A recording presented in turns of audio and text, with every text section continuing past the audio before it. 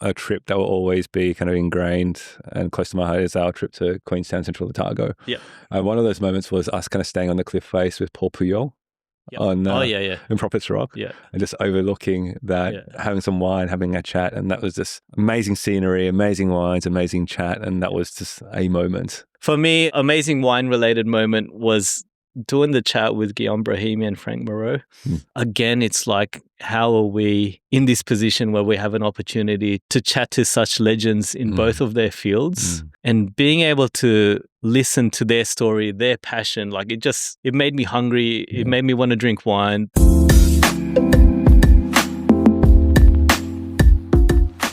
Happy New Year. It's the end of 2025. And so the Wind Up is going to issue our first Best Ever Awards. And we're also going to reflect on the year. Do we actually have awards? They're virtual awards. So we'll see what those look like. We're going to reflect on the year. We're going to have some good wine. I'm Jason. And I'm Trent. And we're here on an unapologetically unprofessional, unfiltered wine journey. And we're saying here, Jace. Our saying is drink more, try more, learn more. And don't forget to like, comment, and subscribe. So let's get the most important thing out of the way, the wine. Yes. What wine are we drinking to celebrate the end of the year? Oh, I'm not good with my French. Maybe you should pronounce it. No, don't do this. But yeah, okay, let's do it.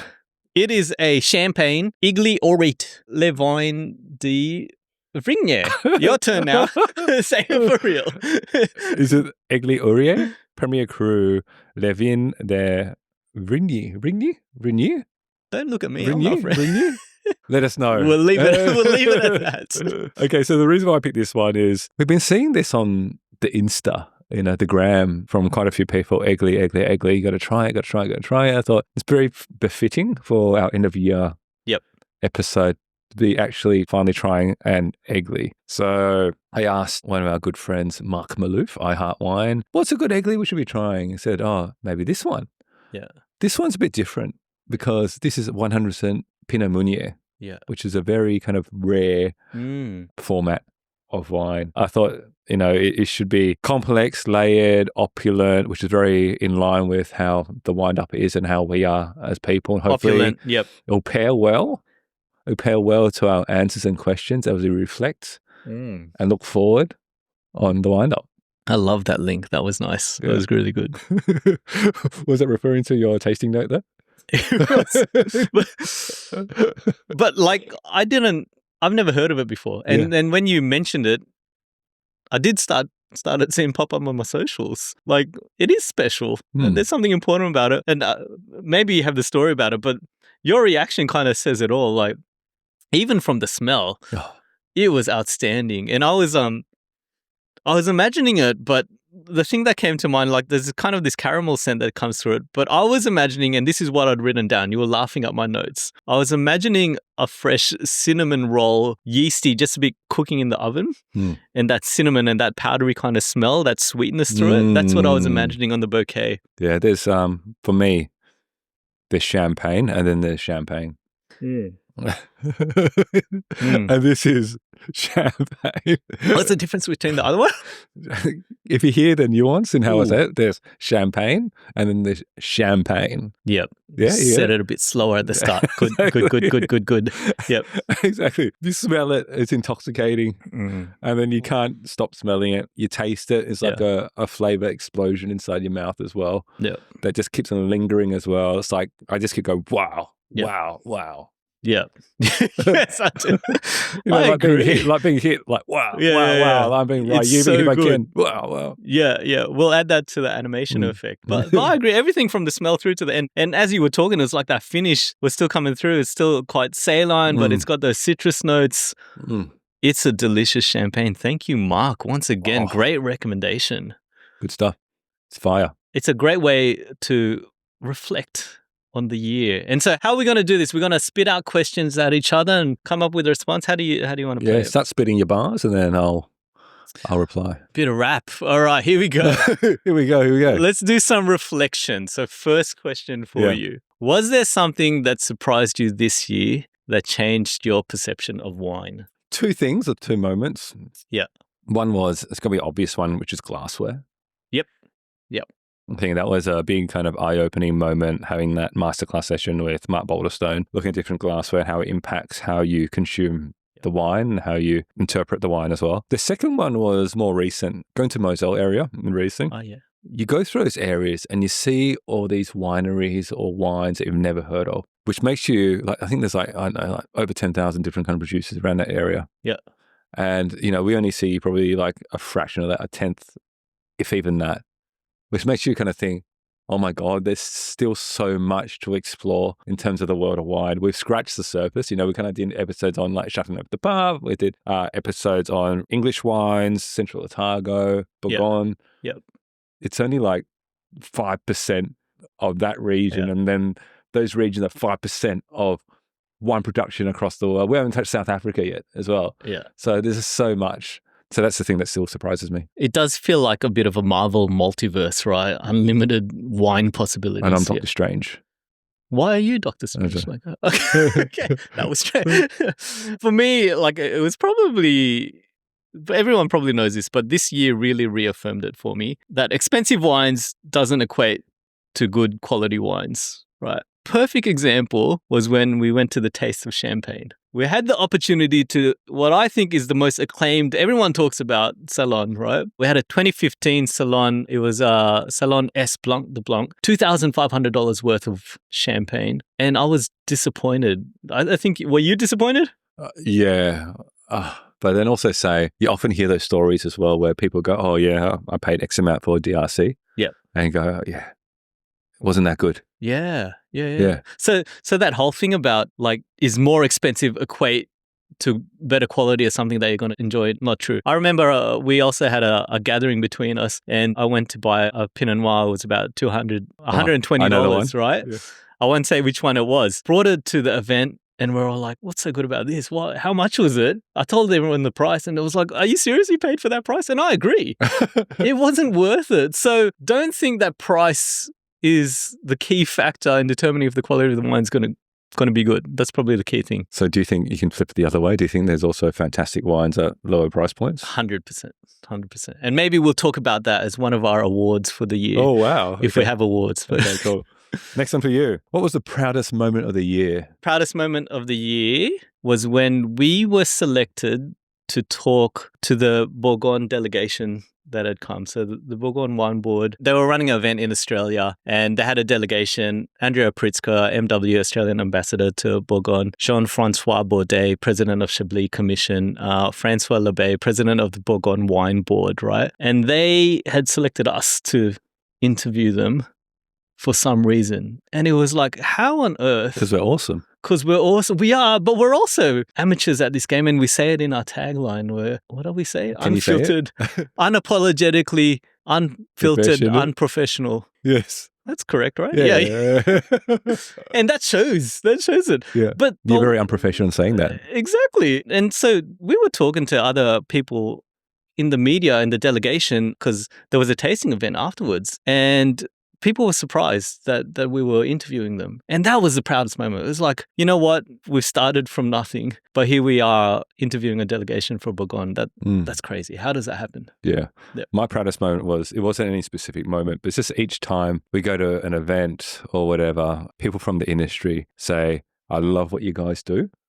And that kind of reaffirmation that, you know, we are onto a good thing. We are putting back and kind of giving back to the industry and trying to educate and our purpose around trying to demystify wine, simplify wine. We are on that journey. Yeah. So each time someone says that, I go, oh my God. Yeah. You know, I feel a bit, I don't know, humility or modesty in that sense going, oh, really? Really? Yeah. So those are multiple kind of proud moments. And that's happened on a couple of occasions. Yeah. And has anyone come up to you and gone, mate, that was crap. Like, why are you guys doing this? No. Right? That's a good thing. I'm guessing there's a lot of haters out there. Don't tell us any bad feedback. We don't want to know. But if there's any haters, just email Jason. One of the competing podcasts. All right, next question. What was your most amazing wine-related moment of the year? And this can be on or off the camera. Oh, I did it kind of on the camera, I guess. It is one memory or one kind of a trip that will always be kind of ingrained and close to my heart is our trip to Queenstown, Central Otago. Yeah. One of those moments was us kind of staying on the cliff face with Paul Puyol. on in Prophets Rock. Yeah. And just overlooking that, having some wine, having a chat. And that was just amazing scenery, amazing wines, amazing chat. And that was just a moment. Yeah, I agree. I think we immortalized that with a drone shot, like doing a 360 boy band thing for us. But when I was thinking about the past year, that was certainly one of the highlights. For me, amazing wine-related moment was doing the chat with Guillaume Brahimi and Frank Moreau. Again, it's like, how are we in this position where we have an opportunity to chat to such legends in both of their fields and being able to listen to their story, their passion, like it made me hungry. It made me want to drink wine, but it wasn't anything pretentious. They were just sharing their story about it. Unbelievable moment. And then Frank shared some fantastic wines. One of them that really stood out was a Morgon's Gamay. Gamay wines. And I was like, oh, I've never heard of this before. But it's like, wow, I really want to explore this. Thank you for introducing me. So that was a good moment. Yep. Obviously, through the course of the year, we learned a lot about wine, but you also learn a bit about yourself as well. Was there something you kind of learned about yourself over the course of the year? Yeah, a friend of ours told me this very recently, which I didn't know. And I think it's always good to check your blind spots and have people kind of share these comments. What he said to me is that, Jason, the person that you are on the wind up isn't the person that you are normally, right? So that's not necessarily a positive statement, but it did make me think and reflect on, is that true? And I do think absolutely there's elements of that. I think in terms of who I want to portray and the knowledge that I have and what I've been learning, it's been a juggle between my own personality and so forth. So it's one thing I've learned and it's one thing I'm thinking about as we continue on, something that I picked up. What about you? For me, it's learning about yourself, that the journey, the wine, this experience is more than just the wine. I think my passion is more for the people behind the wine than the wine itself. Yeah. That's probably my learning. And then to my point before around that affirmation around that we are doing good in terms of the industry and kind of giving back to the industry. I think as you get older, you feel like you need to have more purpose, and then you have to kind of switch to a more of a life of service. Yeah. So you're kind of like giving back. So I feel like people and also life of service is like the two things that I realized about myself. And that's what's been good about this platform and what we've been doing, because we've kind of been given a voice to what people in the industry, and they're not just wineries, there's enthusiasts, etc. So it's been really good. Let's turn our attention to the consumers. And so if we think about wine consumers and the industry, what's the changes you've seen in 2025? I think the main change that I'm feeling at the moment, I think the industry, as I've seen through actual statistics, is reduced consumption around wine. And I think that's around moderation, but also hopefully it's kind of more around kind of drinking less but drinking better. Yeah. So I've seen that more and more. And I think on this journey as well, you're a bit more conscious around your health, more so than when you weren't doing the podcast about the impacts around wine. But drinking moderation. If you're going to drink, make sure you're drinking some Eagly. That's it. Just stop there. Drinking less, but drinking better, and drinking with, as Merrick says, drinking consideration, also with moderation as well. I kind of look back at 2025 and then think to 2024, and I'm not necessarily convinced the trends have changed. Like, yes, there's a downward trend in terms of consumption. I think it's still pretty much aligned that people are concerned about health and so forth. They want smaller formats. They don't want to drink too much. There's still this focus on alternative varieties. It's not like 2025 was a surprise. I think it was a continuation on what we're seeing. And when it stops, I don't know if it's going to turn around. I don't see that changing in the next 2 to 3 years. Yeah, I think there's going to be the top producers that sell out in less than 2 minutes, and they're going to pretty much stay the same. But then there's also the bigger base where how do they adjust towards the changing consumer demands? I do agree with that point around alternative varieties kind of coming through. Yeah. And people always wanting something different, and like Fiano, for example, coming through. Yeah. Do you think, like, some of the things that we've been talking about before was Grenache. It's going to take over. Do you think Grenache in terms of reds has pipped Shiraz? Oh, no. I don't think so. I don't think so. I don't think it's going to happen. I think I had a good run. Yeah. But I don't think it's going to overtake Shiraz, especially as the whole Shiraz industry has also pivoted to more lighter bodied Shirazes as well. So they already realized that, and they started to, hey, we're not just purely kind of rich, deep plums, jammy type of Shirazes. We can also do more of an elegant style as well. Yep. Yeah, completely agree. Next one. So we're going to ask you a few kind of best and worst of the year. What's your best or favorite episode of the year? Dan Hong. 100%. 100%. And I can respond really quickly with that one. So we did that episode with the banh mi challenge in Dan Hong, $200 wines and like $7 or $10 banh mi. I think the thing for me is that episode really brought to fruition what I imagined this podcast to be, because it wasn't super serious. Yeah.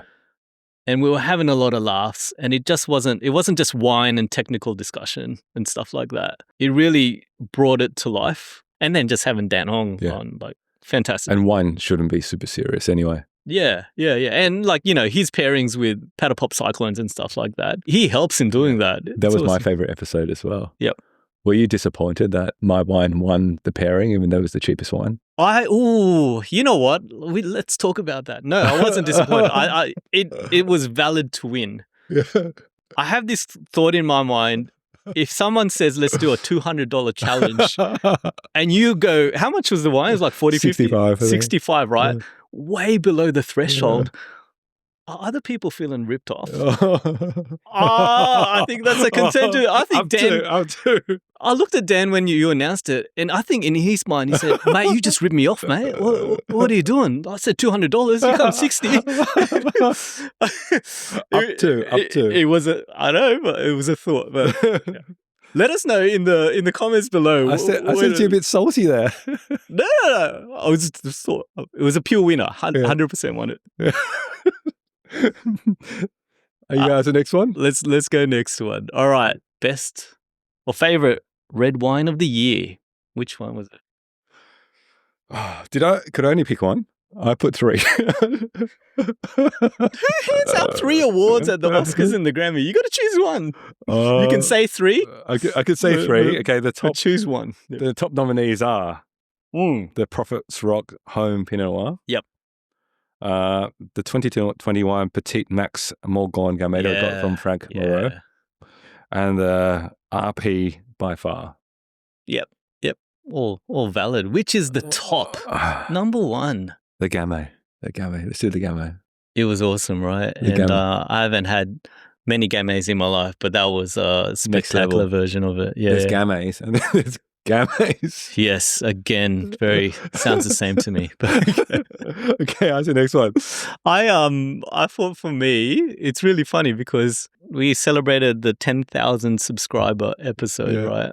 And it was the 2008 Kanubi Barolo that you've always shared, and then we got the bottle. Yeah, like that was epic. Another reinforcement. And I don't know, I feel like I'm going to say it every year, of how great wine can be, because that blew my mind. I think it's reinforcement that Barolo's the king. Correct. And it's that too. Yes. Yeah. Okay, best whites. So for me, it had to be thanks to Kebble Smith's advice. Kebble Smith said to us, in order to appreciate what we have, you got to go try and taste great wines from the great wine regions. And that was the inspiration for us to go out and look at Northern Rhone. And so the white wine that we had was a 2021 JL Sharp Selection Circa from Northern Rhone. Yeah. And I just never tasted anything so concentrated with the fruit, so powerful and intense. It had these caramel flavors and honeycomb that was coming out. It still stands out in my mind. Yeah. I don't know. This is up there now. It is? Yep. So Eggly's up there, but the top nominees that I had. Yes, here we go. Was the 2013 Charles Heidsieck. I think we had that one, and that one kind of blew my mind. Vas Felix Hatesbury. I think having that one kind of blew my mind. And then a kind of lower value, but one that I thought was delicious as well was the Howard Park Jeté Rosé.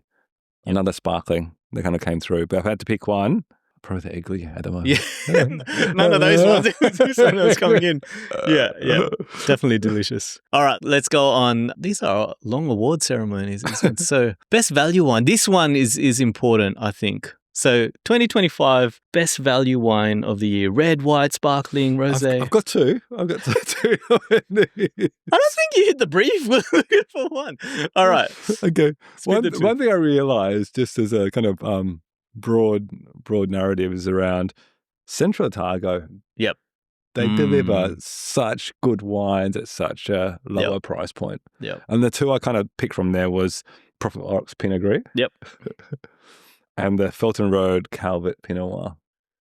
Oh, okay. So, and if I had to pick one, probably Pinot Gris because it won the Bun Me challenge, right? Yes. And you're still a bit filthy about it. Honestly, I was thinking about the Pinot Gris this morning. Yeah. And I was like, man, that's crack of it. What is it, $40? Yeah. How much is the Felton? The Felton was about 60, around that 60. Really? Yeah. That is good value then. Okay. I was thinking about two as well. One was a 2022 Altera Terra Shiraz, $30 from Doug Neal. Yeah. For that price point, to get that kind of aroma, intensity of flavor, I think it's pretty rare. The other one we had when we went on the snow trip, Silkman's Chardonnay. Oh, yeah, I was going to put that down as well. I can't stop thinking about that Chardonnay, to be honest. In fact, to be honest, I bought a few more like a couple of days ago because I keep thinking about it. That's $60. Yeah. But I think that's cracker value. If I was to choose, I think the Altera Terra Shiraz, $35. $35. How do you beat that? Can I stick another one in there as well? Yeah. The Braymore Semillon. Yeah, Andrew Thomas Braymore Semillon. I didn't think it was that price. How much is it? Like $40. Yeah. Right? Having it the other day. Oh my God. Yeah. Delicious. We got to buy some. We got to buy some. We're going to buy some. That is absolute value. Agree. Okay. Next one, best wine region of 2025. Best wine region, Origin, New South Wales. So, Knobless Wines. Yeah. We did that interview. Yeah. And I still think about the Chardonnay. Yeah. That they produce. Yeah. Fantastic Cabernet Franc as well. We also did the Pinot from Desalis. That was delicious. The Merlot was delicious. Merlot from Desalis, yeah. Yeah. So there was quite a few. So to me, it's like, it's this, they've said that only 1% of Australian terroir has the same elevation that Orange has. That's exciting. The wines that are coming out are exciting. They've got great varieties coming out. So that was what about you? I've got two nominees. Yeah, I'm not surprised. But one is probably very kind of generic, which is Burgundy. Yep. Because, again, I traveled there recently and I love that interplay of kind of food, wine, culture, history and everything there, and just felt like there's nothing like it in Australia. Yep. You know, just walking through the markets, having some oysters, having some wine, going to brasserie. Amazing. Yep. And then if I look at more domestic lens, then the Great Southern, you know, doing the kind of wines of Western Australia, experience the Great Southern and uncovering some of the kind of hidden gems in those areas. Yeah, I think that's pretty special. Riesling, Pinot, Picardy. But I've had to pick one. Yeah. Oh, I don't know. Great Southern. Have to go Australian. I wasn't sure what we'd guess it on. So like best could be Burgoyne, I get it. But just something a bit unique and different is what we were going for. All right, we've got 4 more of these awards. I feel like we need halftime entertainment in between, but you're dancing? Let's crack on. No. Your cheerleaders? Not yet. Yeah. Your favorite guest. Who's the guest that you want to have a drink with again? Dan Hong. Yeah. Yeah, okay, same. It feels a bit boring. But Dan Hong's a legend. Why? Obviously, he enjoys the wine. He's got a laugh. I love food. We're similar age. Yeah. If we could continue to eat his food as well at the same time, even better. But yeah, awesome guest. Cool. Let us know also what's the most watched episode. Yeah, so it's the most watched episode. We went through the stats. We had our team go dig them up. And if we think about most watched, because we're on video and audio. Yeah. Do you have a guess on what it is? Most watched episode. It would be of 2025. Glassware. Yep, that's it. Wine glasses matter. Yeah. That's with Mark Balderson. Most watched overall. And then most downloaded. So the audio. What do you think? It's not that one. Got no idea. Yeah. No idea. Sarah Crowe, Yarra Yaring. Oh, wow. Most downloaded. Great following, great wine, obviously well known. That's the key one. And then if we think about the most watched short, do you know what that is? Dan Hong? Yeah, it's pretty obvious. The Dan Hong top 3 Asian dishes. It caused a bit of a stir. What I love about that one is the Filipinos go, I'm Filipino and I agree we're not in the top 3. That was fun. No, there's a lot of Filipino pride there as well. There was a lot of like people going, nah, but it was quite funny. I saw like if you only know Filipino food as adobo and lechon, then you don't know Filipino food. Philippine Airlines, please send us some tickets. We'll be happy to go. Yeah. Okay. Last one. What was the worst episode of the year, Jace? I can give you the one by numbers. By numbers. The one by numbers was a bit of a surprise to be honest. Butterboy cookies and wine. Oh, okay. Yeah. Did you think it was going to be something else? No, I wasn't looking at numbers. I thought it'll be something that, from my experience, I did. I put down the 1985 Lindemans that we had. It just didn't turn out. Where we opened it up, poured it out, it was just like brown, dirty water. Yeah, it looked like you've gone to the toilet and put it in a bag. And just kind of ruined it, and that's probably the worst episode. Yeah. Which, nothing to do with Lindemans, it was just the age of it all. Yeah, 1985. But apart from that, I couldn't think of anything else because we don't do any bad episodes. We don't do any bad wines. Everything's top tier. Yeah. I agree. What does that sound? It's beautiful. Beautiful. Perfecto. I agree. And so that's the awards. Let us know in the comments below if you agree or disagree with any of those. We'll send through the virtual awards shortly. Yeah, done. Let's talk through a scenario that I've been thinking about. And I've been thinking about this over the past year as I've grown my wine collection. And my wine collection has organically grown.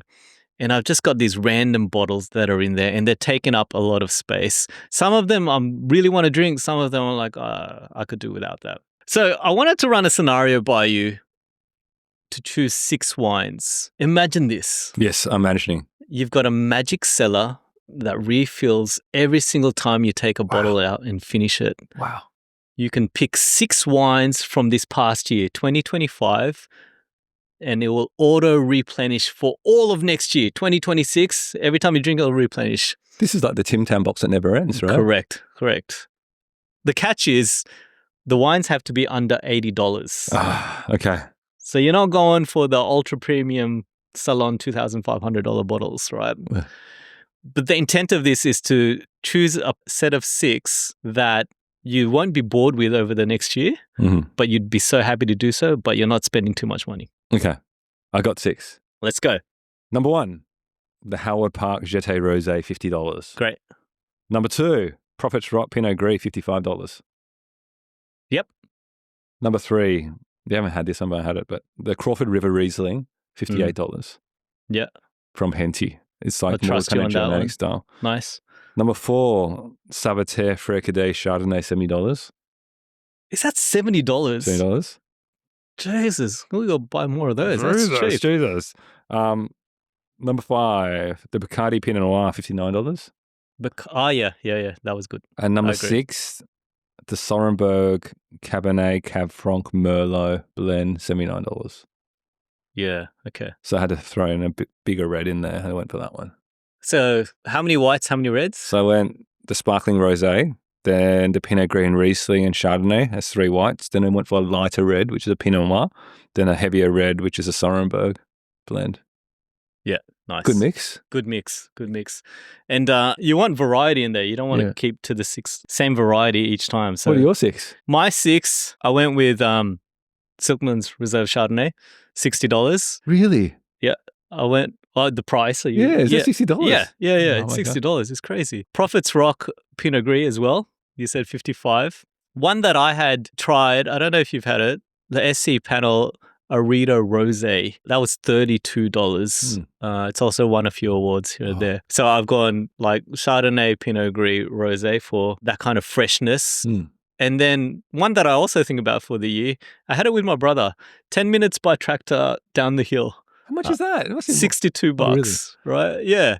And we had it when we visited them as well. But it reinforced like the bouquet of that and the taste was delicious. Altera Terra Shiraz, $35. I talked about that cracker value. And then I thought I had to chuck in a dessert wine. Oh, yeah. Campbell's Wines Topake, $25. Someone put in the comments recently, have that with ice on a summer's day and it'd be delicious. I get that. That would be delicious. On top of ice cream. Yeah. So all of that is $270 for each of those. But let us know in the comments below, if you were in this scenario, what 6 wines would you choose? Good question. So we talked about reflecting on the past. Yep. We're going to look towards the future now, so do a bit of a look ahead. Go throw a few questions to you. First one, what do you think is going to be the next wine trend? It's got to be something AI related. Like all I talk about at work right now, and you've been talking about it a lot to me as well, is AI. So, this whole AI sommelier kind of concept, I think it's going to be out there. Yeah. I went with more of a wine grape trends and see what's going on. I think white's going to come through for the white. Fiano is going to kind of come through. I feel there's a bit of momentum there as well, and it's going to catch on. When you say that, is it going to take over Chardonnay? Like the theory Grenache was going to take over Shiraz? I think Riesling had a moment, and it's going to take over Riesling. Wow. Okay. Yep. So I think Fiano is definitely going to be there. I think it's going to be probably second to Chardonnay. Can't beat Chardonnay. Second to Chardonnay. And then for the reds, I feel that it's kind of switching to more Italian varietals. I think Sangiovese is going to be the next thing. We just had a cracker one recently. Yeah, Sangiovese. Yep. So I think those are 2 trends. All right. Next question. The one wine you're still dying to try. White. It's going to be easy. It's a Chardonnay from Beechworth. Yeah. Starts with a G. Yeah, G-Town. G-Town, Gioconda. Okay, for the reds, I want to taste a aged BDM, Brunello di Montalcino. You keep talking about BDM now. Like it's a thing. All right. Yeah, okay. What are you? Got it. Gioconda. Gioconda? That's the only one on my list. What red? Is there a red you still want to try? Like first growth, Bordeaux, Grand Cru, Burgundy? It's probably the pinnacle of Bourgogne, and everyone says it, the Romani Conti. Everyone says it. Yeah. But I actually, I don't think that's achievable, at least for me. But the Gioconda, absolutely want to give that a crack. Yeah. Okay. Next one. What are the wine regions that you still want to explore? I think we've done a bit more on France this year with what we've done with Rhône and Bourgogne. I do want more of Italy. And to be honest, I don't know much about Italy. So BDM you mentioned. Yeah. Bring it on. Yeah. For me, I feel like we've kind of just touched on Rhône. I want to do more of Rhône, northern and southern Rhône. Yeah. So I'm going to explore that a bit more. I'll keep on going. What wine regions are still the hidden gems that people just aren't aware of? Great Southern and Orange. I was talking about them earlier. Absolutely. Great Southern, the Pinot and the Riesling, Orange, the Chardy, Cabernet Franc. So I had Great Southern Orange, also threw in another one in there as well. Yep. Tumbarumba. Yeah. I reckon that's going to Tumbarumba Hilltops. Yeah. Is going to come through.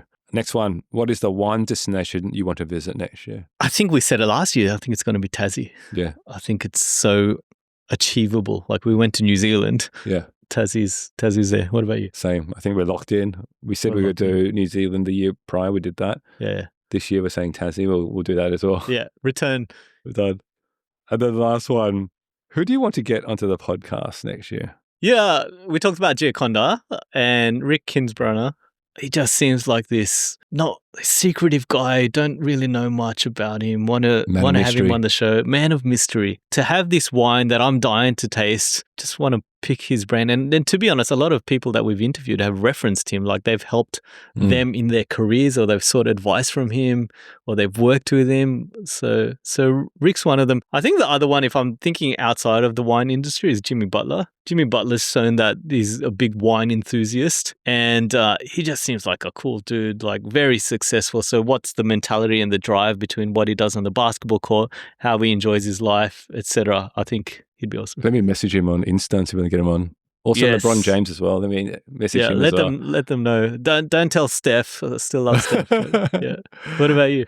Off the back of like doing the one with Dan, I love my food as well. Yep. One we love to get onto is like Manu as well, the mix of marriage between French food and wine, and kind of pick his brain around his wine journey, but also his food journey as well. Yeah.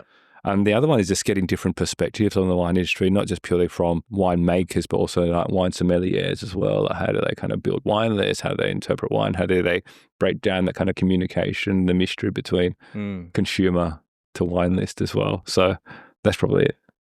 Awesome. And is that all of the questions that we've gone through? So we've gone through the awards, we've gone through the reflection. Lastly, I did want to say a big thank you to you 2025, I looked at it. It's huge. Massive year. If you look at what we did, and if you look at our content online, actually, you'll see it's majority interviews. It's less of us just talking to each other and trying wines. That means a lot. Yeah. That means that there's people interested in what we do, people supportive of the platform. But, you know, we went to so many different places, both wine related, so Central Otago, skiing, lots of tasting events. It's massive year. So thank you for joining me on that journey. And thanks to the wider team. Like, I really appreciate what everyone's done, because you look at this and you're like, no one, like, it goes back to my point. How can people from Burgon be asking us to interview them as the only media people? There's something amazing about what's happened. So thank you. Thanks everyone. Teamwork makes the dream work. That's right. That's right. Cheers. Right. Cheers. And thank you all, and thank you as well, and thank everyone as well in terms of support for the team. I know. Another year done. Another year done. And so we get to enjoy this eggley that I just spilled on my shorts. Yeah, you can. I'll just drink that. I'll wring that out and drink it. Cheers. And thank you. And Happy New Year, guys. And let us know what your plans are, what you'll be drinking for New Year's. Cheers, everyone.